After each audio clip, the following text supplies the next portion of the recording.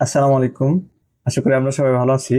আজকে আমরা অষ্টম অধ্যায়ের 8.2 নিয়ে আলোচনা করব। চলেন আমরা শুরু করি।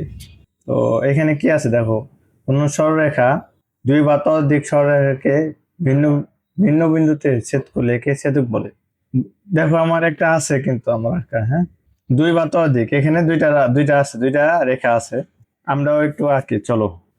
সরলরেখা বলতে তো আমরা বুঝি কি, সরলরেখা বলতে আমরা বুঝি যে এটা হচ্ছে কি নাই, এটার প্রান্তবিন্দু নাই, এই জন্য এই যে দেখো তীর চিহ্ন দিলাম, তো মানে এটা অসীম, পাশেও প্রান্তবিন্দু নাই, এটা অসীম।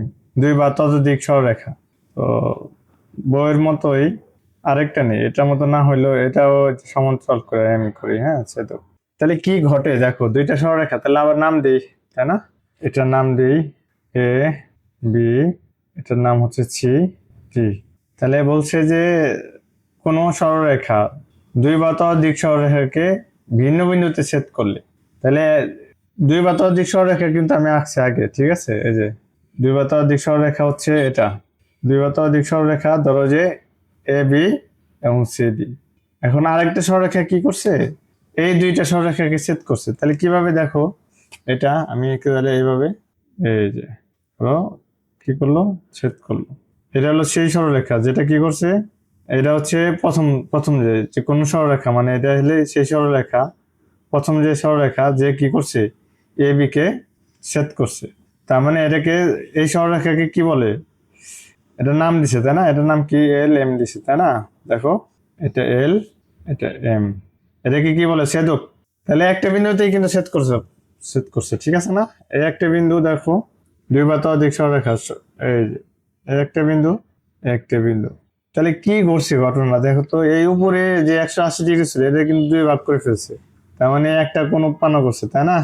এটা ধরো এক, এটা দুই, এটা তিন, চার, নিচেও তো দুই ভাগে ভাগ করছে। তার মানে কি, একটা ছেদক একটা সরলরেখাকে কি করছে, চারটা কোণ উৎপন্ন করে ফেলছে। দেখছো, নিচেরটাও একই রকম।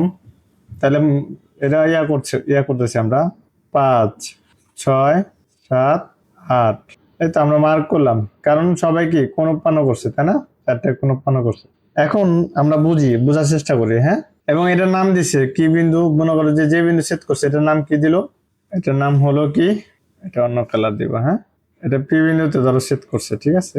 আর এখানে দিছে এটার নাম হচ্ছে কিউ বিন্দু, এই যে এটা, এটা, ঠিক আছে? এটা কি বিন্দু, মানে যে বিন্দুতে ছেদ হয়েছে সেটা, ঠিক আছে?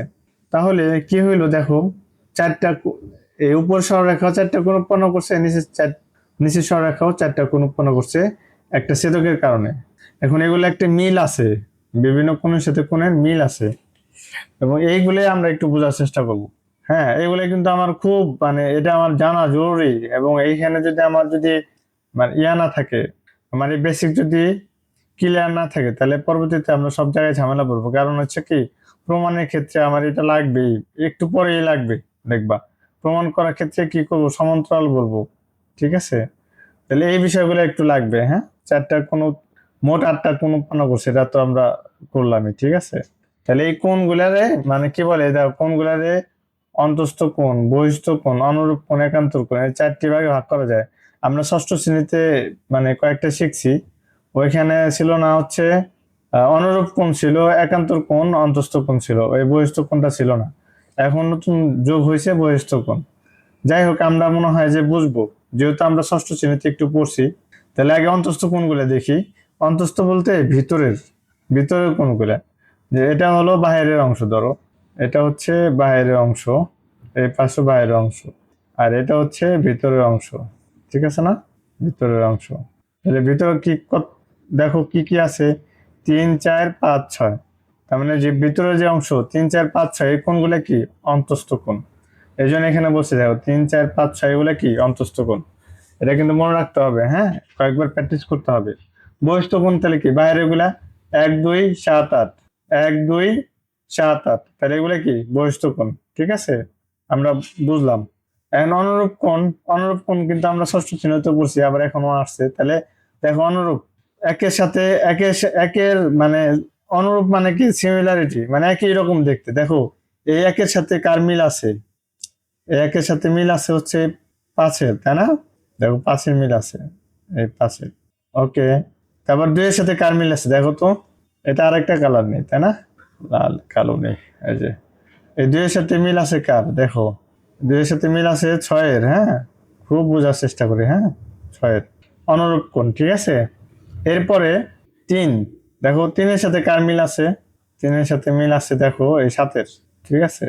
আর দেখো এরপরে কে আছে, 4, 4-এর সাথে কার মিল আছে দেখো তো, 4-এর সাথে মিল আছে হচ্ছে এই 8-এর। হ্যাঁ, দেখো এই কথা কিন্তু বলা আছে, ঠিক আছে।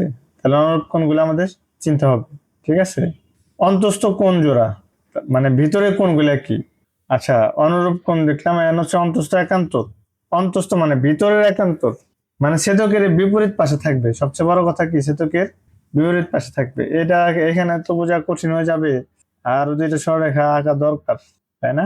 আর ছেদক আঁকে এখানে। হ্যাঁ, এই যে একটা সরলরেখা, ঠিক আছে, লাল দাগ দিয়ে। তাহলে এখানে একটা ছেদক হয়েছে, তাহলে এটার নাম কি, A B C D L M. ছেদ করে কি টি বিন্দুতে, একটা কি কিউ বিন্দুতে।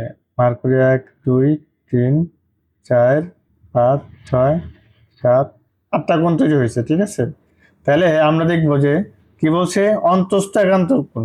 অন্তস্থ একান্তর কোণ বলতে ভিতরে, ভিতরে ওগুলো একান্তর, মানে ছেদকের বিপরীত পাশে, একই পাশে কিন্তু থাকবে না। হ্যাঁ, দেখো অনুরূপ কোণের ক্ষেত্রে ছেদকের একই পাশে ছিল, কিন্তু একান্তর কোণের ক্ষেত্রে ছেদকের বিপরীত পাশে। দেখো এটার বিপরীতে, এটার বিপরীতে, হুম, এইটা আছে দেখছো এটা।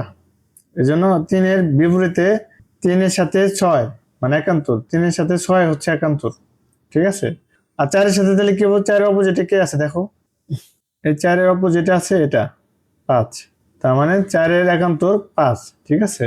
এই যে তারপরে বলছি যে বহিষ্ঠ একান্তর কোণ মানে বাইরের গুলার, বাইরের গুলার সাথে দেখো বহিষ্ঠ, তাহলে কি বহিষ্ঠ বাইরের কোণ এটা, এটার সাথে এটার ছেদকের এই পাশে কিন্তু থাকবে না, ছেদকের বিপরীত পাশে। ছেদকের বিপরীত পাশে দেখো 8 আছে, তার মানে 1-এর সাথে 8 হচ্ছে একান্তর, বহিষ্ঠ একান্তর কোণ। আবার এই 2-এর সাথে দেখো কি আছে, 2-এর সাথে, 2-এর সাথে কে আছে, ছেদকের বিপরীত পাশে 7, ঠিক আছে, 2-এর সাথে 7, এর জন্য বহিষ্ঠ একান্তর কোণ। এবং তারপরে কি আছে, ছেদকের একই পাশের অন্তস্থ কোণ জোড়া, ছেদকের একই পাশে অন্তস্থ কোণ জোড়া। তাহলে এটা দেখো, মার্ক করি 1 2 3 4, ছেদকের একই পাশে, তাহলে ছেদকের একই পাশে অন্তস্থ কোণ জোড়া মানে কি, ভেতরে কোণ, এই একটা একই পাশে, এই একটা একই পাশে, ঠিক আছে। এই জন্য দেখো যে বলছে, আবার এই এই একটা একই পাশে, এটা আর এটা, ঠিক আছে। ভিন্ন কালার দিই, এই কোণ, এই কোণ অন্তস্থ কোণ জোড়া, ঠিক আছে। এই কোণ, এই কোণ 1 2 3 4 5 6 7, ঠিক আছে, বুঝলাম। এই কোণ, এই কোণ বলে আপনি ছেদকের একই পাশে অন্তস্থ কোণ জোড়া, এই যে 3 এবং 5, এই 3 এবং হচ্ছে 5 হচ্ছে কি অন্তস্থ কোণ জোড়া। আর এদিকে এই পাশেরটা কি 4 এবং 6 হচ্ছে অন্তস্থ কোণ জোড়া। তাহলে এই বিষয়গুলো আমাদের কি কনসেপ্ট গুলো ক্লিয়ার থাকতে হবে এবং বারবার নিজে নিজে প্র্যাকটিস করি, দেখো আমরা চিহ্নিত করতে পারি কিনা। এটা না দেখে তোমরা প্র্যাকটিস করো। হ্যাঁ, এটা কিন্তু খুবই গুরুত্বপূর্ণ, ঠিক আছে। এটা এটা কিন্তু খুবই গুরুত্বপূর্ণ। ওকে, মানে কোনগুলা অন্তস্থ কোনগুলা, বহিস্থ কোনগুলা, অনুরূপ কোনগুলা, একান্তর কোনগুলা, ঠিক আছে। বহিস্থ একান্তর কোণ আর অন্তস্থ একান্তর কোনগুলা, এবং একই পাত্রে অন্তস্থ কোণ জোড়া কোনগুলা, এগুলো আমাদের জানা খুবই জরুরি। আশা করি আমরা বুঝতে পারছি। না বুঝে থাকলে ভিডিওটা আবার দেখবো, আর আজকে যদি নাই বুঝি তাহলে রেখে দিয়ে আগামীকাল আবার দেখবো এবং নিজে নিজে বোঝার চেষ্টা করব। ধন্যবাদ সবাইকে।